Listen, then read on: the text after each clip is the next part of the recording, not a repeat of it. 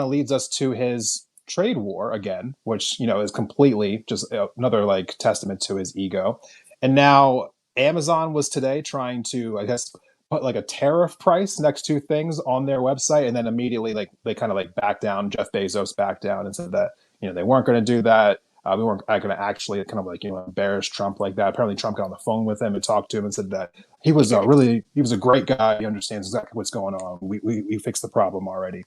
I was having this conversation yesterday, though, Saadia, with somebody else, and I was saying that one of the greatest things we could probably do in this moment is do something exactly like that, where we kind of just like have companies put original price here and then price because of Trump's tariffs here and just put him on blast everywhere. I mean, why wouldn't you do that? I mean, at Yeah. the end of the day, I mean, you talk about like them being afraid of Trump, but I gotta say, I feel like the billionaire class probably has more power collectively together than he does, or maybe we're about to find that out. What do you think? They're the biggest, most beautifulest tariff. Tariffs are big and beautiful. Show us. I keep telling people, show me how big and beautiful it is. I want to see the ticker. China's paying Yeah, for it, right? You said China. Show me the price that China's paying, or am I paying for it? That's why he doesn't want that out there. He keeps thinking that we live in 1956 or 1960 when he was cognizant and moving around and doing things. And yeah, I sincerely believe he has a form of dementia. My grandmother had dementia.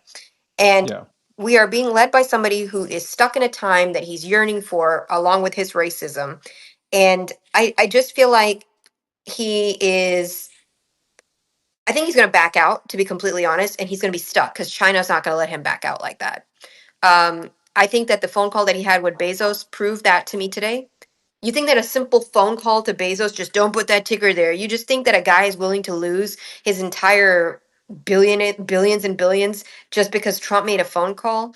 Obviously, something internally he knows that we don't know. And maybe I'm just reading into it too much. But somebody like Jeff Bezos, who is also paid his way to be where he's at in power as an oligarch today, I don't think yeah. that a simple phone call without any action was what he was going for. That's why I tell people don't panic buy. That's why I'm saying just be prepared for a few weeks, maybe 2, 3, 4 weeks. That is the reasoning behind it. I don't want to give people false hope though, because this could go on longer, but that's how I feel personally. I could be completely wrong. I mean, I feel something similar because at the end of the day, I've always believed a really simple formula, which is the fact that the Republicans, at the end of the day, no matter who they are, including Trump, that they are there in the government at the behest of the billionaire class. And so it is really hard for me to imagine that they are going to long term hurt billionaire profits. I cannot imagine it. I mean, I guess we'll all see, but I can't see a scenario in where Trump is going to knowingly like degrade the stock prices of all of these people over the long period of time. Like we saw a short version of that not too long ago, but part of me thinks that that's not the worst case for them anyway because they can just buy things on the cheap. But I think a prolonged version of that is something that we definitely probably wouldn't see, or at least again, like you, I just don't think it'll happen. But I guess time will tell, right? Because we are in the midst of it now. We are seeing that automakers like Nissan and Subaru are now like pulling out their factories out of America.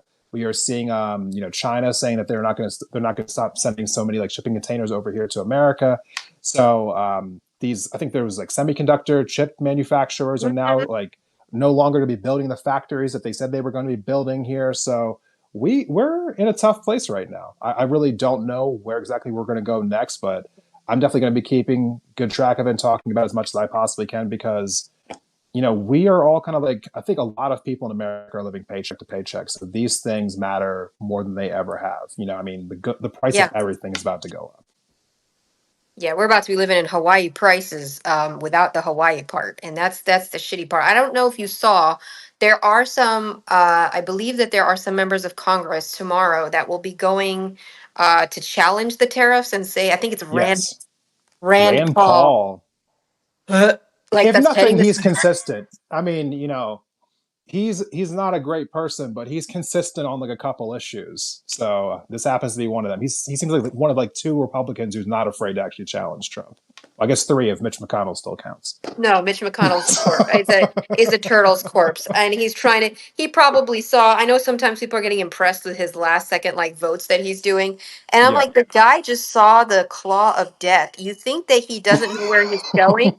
The guy literally is like, shit. I better get myself out of this. It's too late, my friend. You can do the good votes, but you're still going straight to hell. Yeah.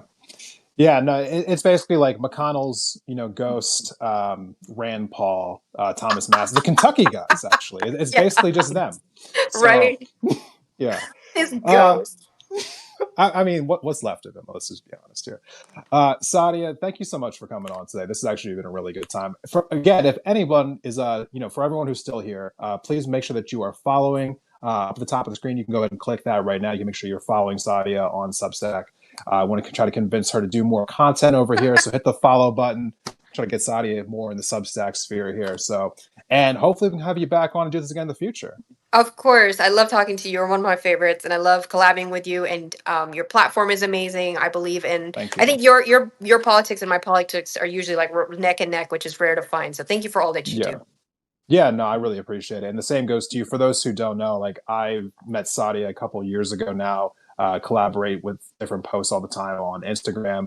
Her account, if you're on Instagram, definitely follow her on Instagram. My favorite account to follow on Instagram. In fact, her posts go like right to the top of my feed every time I log in. It's not an exaggeration. So we'll Sorry. be it's really every time. But no, we will be having more of these conversations in the not too distant future. I'll be having another one definitely on Friday, possibly a couple more next week as well. So I'm kind of just keep lining these up. As I know that they'll be coming, I'll let you guys know. So make sure that you're subscribed to me as well so that you don't miss any future notifications. And we will see you in the next one. Bye, y'all.